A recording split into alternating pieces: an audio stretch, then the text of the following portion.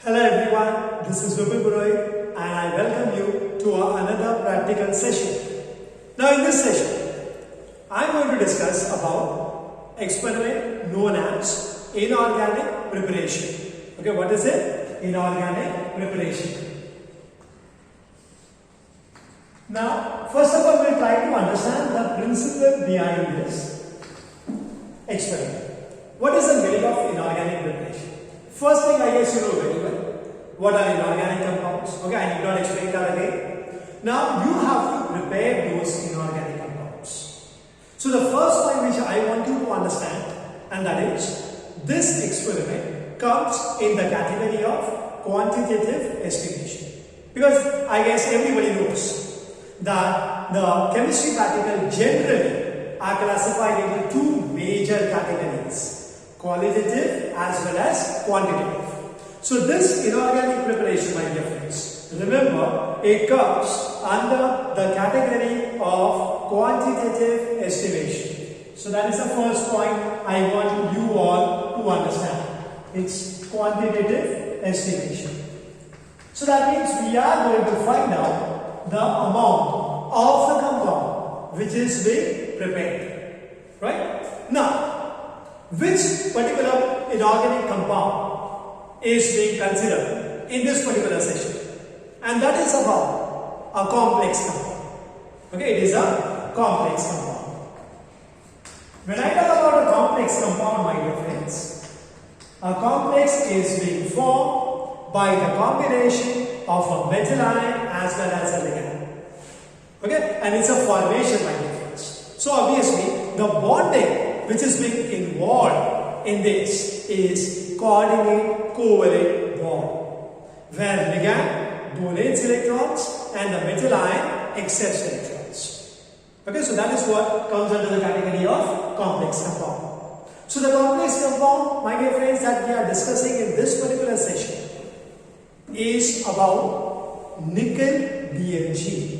Okay, so when I use the word nickel, the very first thing which comes into your mind is what? I give you two options. Is it a metal or is it a ligand? I am very sure you are giving me the answer as what? Metal. Oh yes, you are right. It's a metal. So we have nickel which behaves as a metal. And then when you talk about a complex compound, as I said, it's a combination of a metal as well as a ligand. So when I use the word nickel-DMG, and when nickel is going to be a metal, so it's very obvious, my dear friends, that DMG is going to behave as a ligand. Okay, so nickel plus DMG. DMG full form is dimethyl glycoside, and that results in the formation of a complex. My dear friends, I am giving you a word reaction.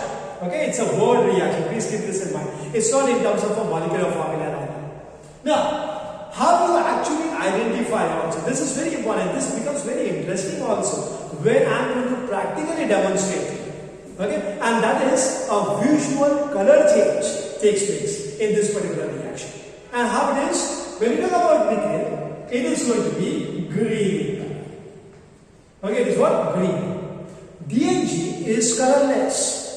And now when these two combine with each other, it results in the formation of scarlet, red, and it will be in the form of a PPT, precipitate. So obviously there is some side product also being formed. Now how that side product is going to be formed? As I already told you, my dear friends, that this is only a word reaction I have written. So the question will come, okay, what will be the side reaction over here? Side reaction is, I am not taking only nickel. As I said, it's a combination of a metal ion as well as a ligand. So here the nickel is in the form of +2. Now you know very well, my dear friends, that a particular species gets a positive charge only when it is going to donate electrons. And the other criteria also is, when it donates electrons, there will be also another species to accept it. Okay, in a classroom when a teacher is taking a lecture, so obviously the students will be sitting in front of him, then only he will take a lecture. Because when he is giving some information, the students are sitting to accept that information. So it's a give and take relationship, my dear friends. So when nickel shows a charge of 2 plus, it has lost 2 electrons. So that means obviously there will be another species which I specifically call it as an anion, which will be associated along with it, okay, which is going to accept those 2 electrons donated by nickel. Am I clear? So here it's a metal ion. So there is an anion along with this. Next thing is, when we talk about DMG, my dear friends, I want this ligand to behave in a soluble form. So what I need to do is, I have to convert that compound into a soluble cation form. And one of the best example, my dear friends, which I guess everybody should come into their mind, that is sodium salt. Okay, what's the word about it? Sodium salts are generally water soluble. So I am going to use a sodium salt of DMG, not the actual DMG. Okay, so that the water solubility increases, the extent of reaction increases, the efficiency also plays a very important role, my dear friends, in this. So I will be using over here a sodium DMG. So, my dear friends, what I was talking about the side product. How that side product is formed? Oh yes, you got it. The anion which is associated with this nickel 2 plus will combine with what? Sodium. And that is going to give the side product over here. You getting it? So, this is what the entire reaction is. So, what I was talking about, the beauty of this reaction is, as you are performing this reaction practically, which of course I am going to demonstrate also, there will be a visual color change taking place, which is a clear indication that yes, the reaction is taking place, and also we come to know that yes, the reaction has stopped. So a green coloration is getting converted into a scarlet red precipitate. Now next thing, the precipitate which is being formed has to be stable. So what are the conditions for stability? The two most important things, there are many, my dear friends, okay, but the two most important conditions which satisfies or which is going to be so much crucial in affecting the stability of the complex, because see, my dear friends, why am I talking about stability of this? Because it is this which we are going to weigh, and that is going to become the basis of quantitative analysis. So whenever I am going to weigh a particular product, my utmost priority is that it has to be what? Stable. So the factors affecting stability of the complex which are prepared, the major ones, means factors affecting the stability are, the first one is the pH, the second one is the temperature. These are the most important ones, okay, my dear friends. Please try to understand my wording speech. Okay, I am not saying that these are the only two factors. There are many factors, but these are the two important ones that we are going to consider over here in this particular session. Now, when I talk about the pH, the first thing which comes into your mind is what? Acidic or basic. Because every particular precipitate is having a particular pH range of stability. So here, remember, it is alkaline medium. Okay, that means the pH has to cross what? Yes, 7. So that's the first thing which you need to remember, that it has to be what? Alkaline medium. So we have to make sure that the reaction is carried out in an alkaline medium. Okay, and for that purpose, the best one is, everybody knows, ammonium hydroxide. So I hope you have understood what is the role of ammonium hydroxide. To create an alkaline medium. Okay, it is not actually involved in the reaction as such, but it is a medium in which the reaction is carried out so that my utmost priority gets satisfied. Stability of this complex. And of course, temperature. The heating has to be carried out at a temperature range. Okay, so that it's going to be stable. And the temperature range is going to be around 110 to 120 degrees Celsius. It is at this particular temperature we are going to carry out the drying process. Okay, over which there are chances, okay, say around 200, 220, 250, okay, if I am going to use that, there are chances of decomposition. Decomposition means bond breaking, loss in weight, and that is going to affect the quantitative estimation. Alright, so these are the two criteria that we are going to take into consideration when we are actually demonstrating, when you are actually carrying out this experiment. Alright, now, next point is, when we talk about quantitative estimation, so what should be our final result? Yes, the final result is in terms of yield. And the yield is normally expressed in terms of percentage. So we talk about percentage yield. Okay, the most important criteria. And this is the final result of the entire experiment. So the percentage yield is, how it is to be found out is, we have an observed yield. Means when we actually carry out the preparation of this and we take the weight of it, so the actual weight that we get is going to be the observed yield divided by the theoretical yield. Theoretical yield can also be found out on the basis of the reaction which are taking place. So we have an idea, yes, that this much moles of the reactants are reacting with each other, resulting in the formation of this many moles of the products. And on the basis of the number of moles, we convert it into mass, and accordingly we find out the theoretical yield. Okay, as per the reaction which is written on paper, and that's why we say this theoretical. Okay, the one we actually carry out and we take the weight of that is observed. So we have percentage yield as what? Observed yield upon theoretical yield, and because it is in terms of percentage, so that means it has to be multiplied by what? 100. Alright, so that is going to be the percentage. And on the basis of this, as I said, it is all based on what? Amount. And therefore, as I told you earlier only, the first thing which you need to remember about this particular experiment, and that is, it is a quantitative estimation. So my dear friends, I just given you an insight about how the principle works of this particular analysis, and then how the results has to be produced of this particular analysis. So the result is in terms of percentage yield. I hope, my dear friends, you have understood up to this. Okay, my dear friends, once you have understood what is the theory behind this, the principle behind this, what we are supposed to project the final result of this experiment, now, my dear friends, I will explain you theoretically over here, because see, then it is a blackboard, so obviously it is a theoretical approach. So theoretically, I will explain you the procedure, the various steps which we are going to execute, and then in the second part of this session, I will practically demonstrate in the laboratory each and every steps. Alright? So, my dear friends, we start with the procedure.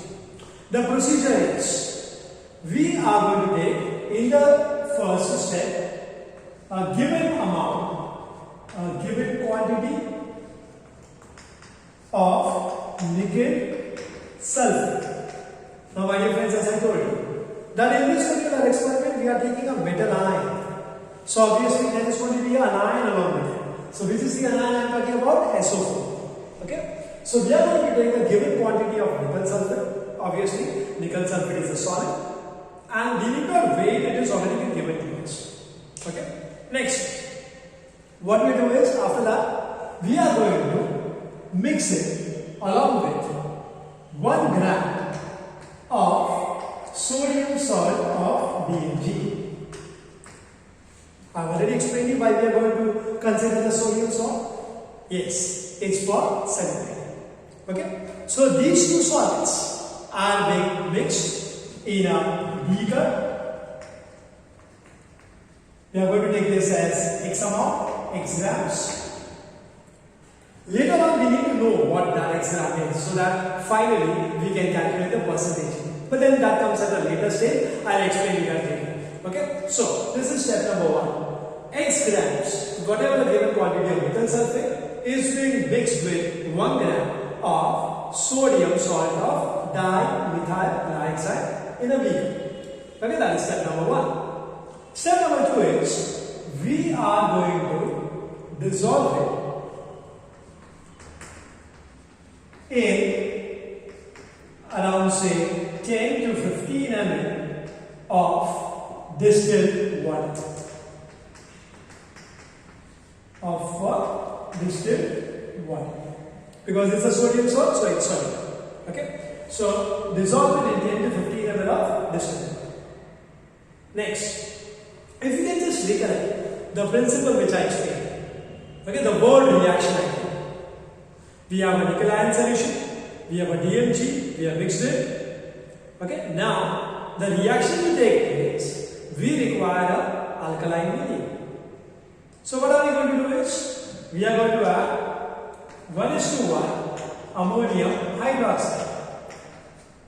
So pH is somewhere around 10. And when I say pH value is 10, so it's obvious. It is alkaline. And 1:1 NH4OH means equal amounts of liquid ammonia as well as water. So 1:1 NH4OH has to be added. Now till what amount we need to add? How much should be the volume of 1:1 NH4OH? That will be the question which will be there in your mind. My dear friends, I will give you the solution. And that is two ways. Okay, you can justify the amount of 1:1 NH4OH. One, by color, and second, by smell.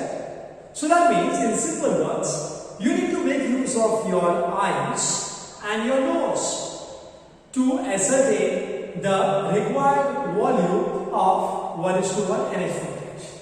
So what happens is, we get as I told you, a scarlet red PPT. Okay, we get a scarlet red PPT. Now, the addition has to be such that there has to be a distinct smell of ammonia. There has to be a distinct smell of ammonia from the beaker, my dear friends. Sometimes what happens here, the student, what they do is, okay, the test tube in which there is 1:1 ammonia, they take the smell of that. Obviously, there will be ammonia smell.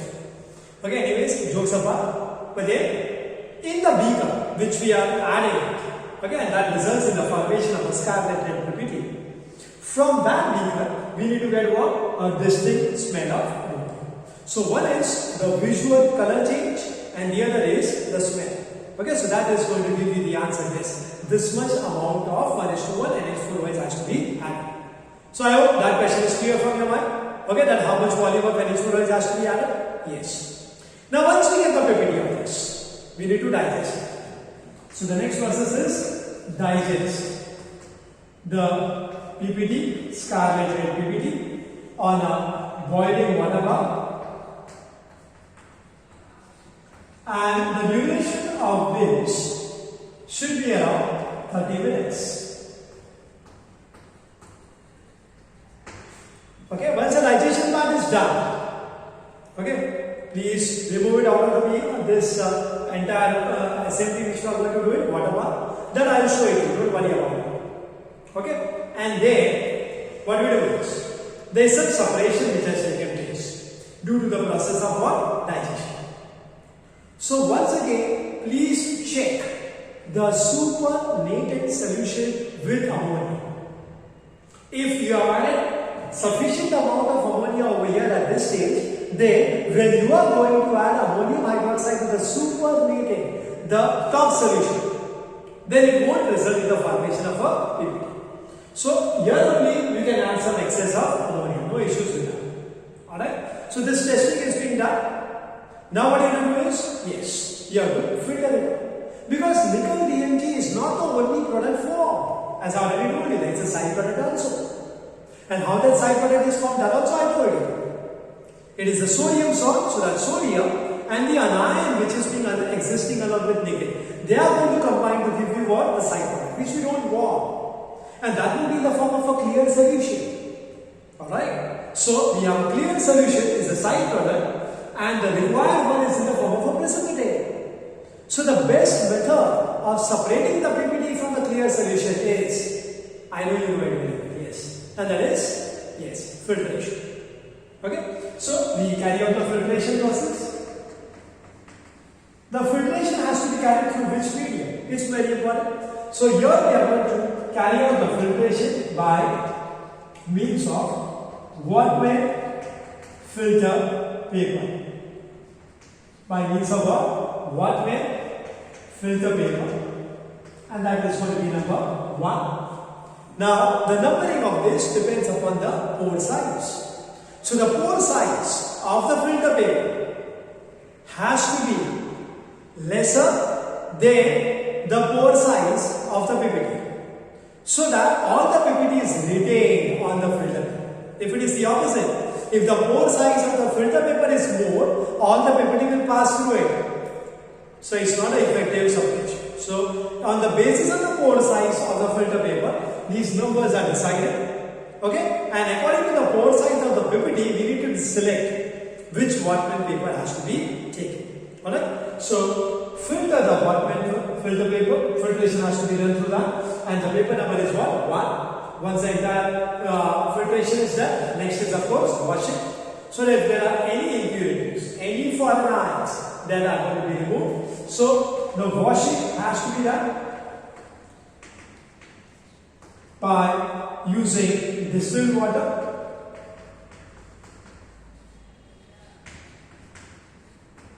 Okay, washing needs to be done with what? Distilled water. Now that is being done, then you need to transfer it into what? Our oven. Okay, for what purpose? Drying purpose.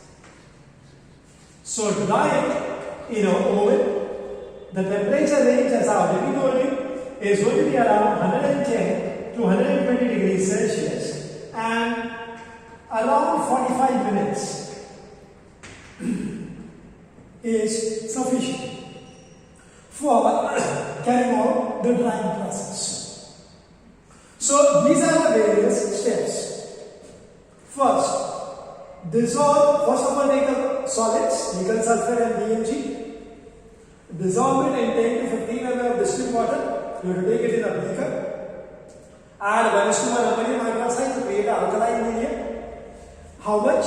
Scarlet PPT and distinct smell. Next, digest it on the water bath, boiling water bath, 30 minutes. Next, filtration through Whatman filter paper for 1. Next, washing with distilled water, and the last, dry in an oven. Temperature is in this range and the duration is 45 minutes. So my dear friends, I am very sure that with this you have understood what the aim of the experiment is, what is the principle behind this experiment, what is the final result that we are expecting out of this experiment, and the procedure. Okay, so the theoretical concepts I guess are very clear to you. Now we will be moving on to the laboratory and actually carrying out all these steps so that you understand the entire experiment. Alright, so I hope you have understood up to this.